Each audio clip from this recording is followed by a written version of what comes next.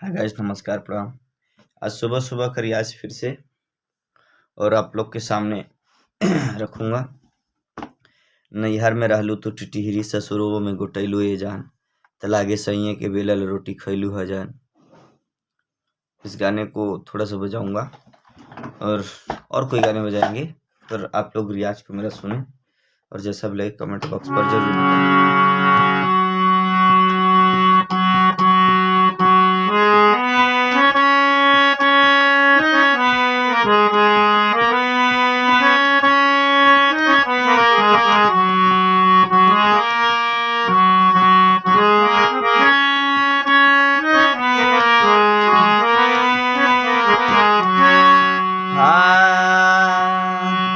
नैहर में रहलू तू टिहरी, ससुरबो में गोटैलू ये जान।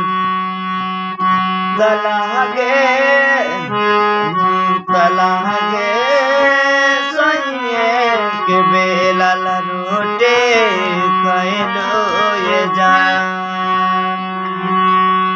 तलागे सैये के बेलल रोटी खैलो ये जान। अरे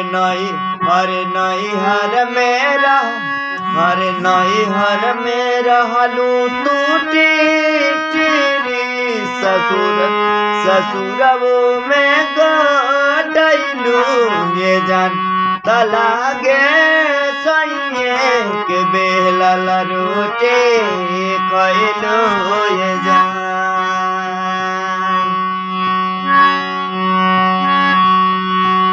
तलागे सैये के बेलल रोटी खैलू ये जान।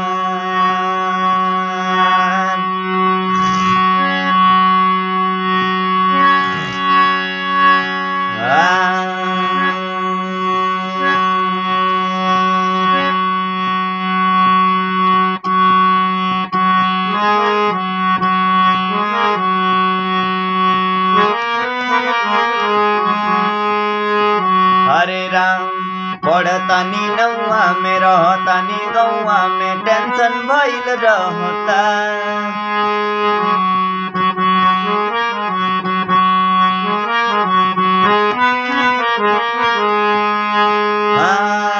पढ़तानी नौआ में रहतानी गौआ में, टेंशन भइल रहता।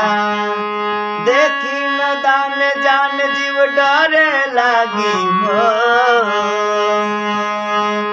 ढोड़ी में पानी तोहरा आड़े लागी हो। सोना बुझिया जवानी तोहार चढ़े लागी हो,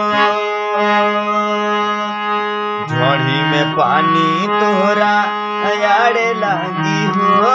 सोना बुझिया जवानी तोहार चढ़े लागी हो।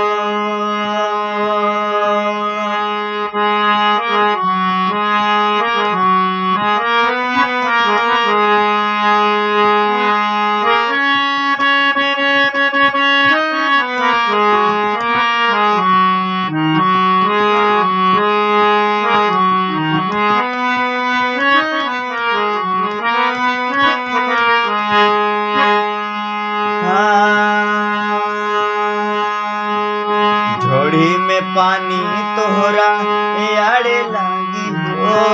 सोना बुझिया जवानी तोहार चढ़े लागी हो।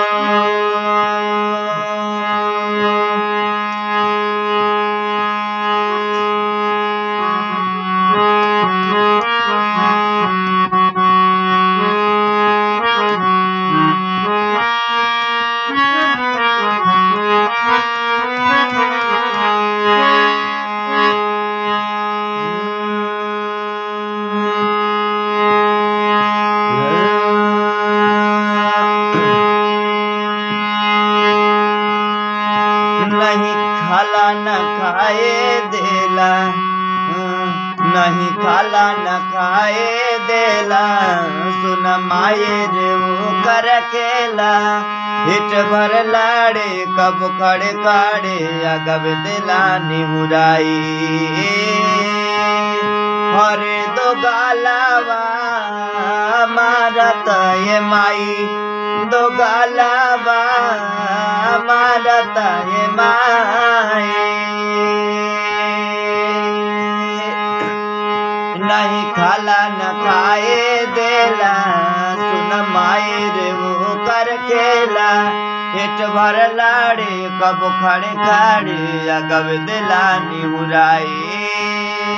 है दो गालावा मारत ये माई, है राई फलावा मारत ये माई। कबो अगर आला तहाँ थावे से खाला, नहीं दारे ऊपर बाई। हरे दो गालावा मारत ये माई, हराई फलावा मारत ये माई।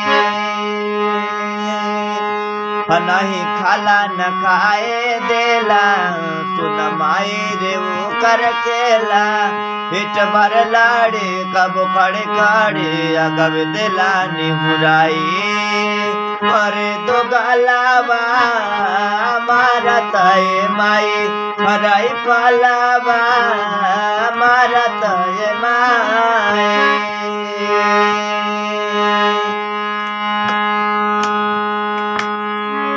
चलिए दोस्तों, माफ करें जो गलती हो। मेरे चैनल को लाइक सब्सक्राइब जरूर करें, और जितना जल्दी हो सके अच्छे से अच्छे गाना देंगे। अभी तो चैनल पर आने वाला